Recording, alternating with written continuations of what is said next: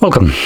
In front of me is a Xiaomi 13 Lite, and today I'll show you how you can boot this device into recovery mode.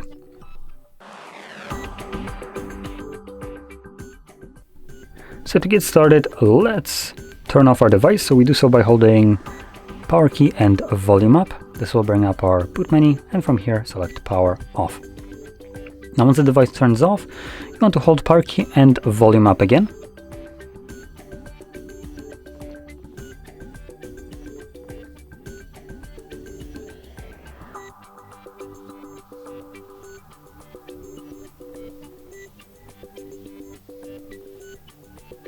Once you see the Mi logo, let go of the power key, but keep holding volume up.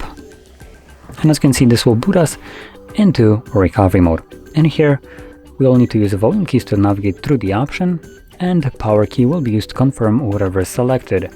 Now quickly going on into the couple options that we have access to. We have reboot, which takes us back to our OS. We have wipe data, which only includes factory reset. Then we have connect with Mi Assistant as a program and boot the device into safe mode. So there we go, those are all the options. Now I'm gonna stick with the first one, confirm it.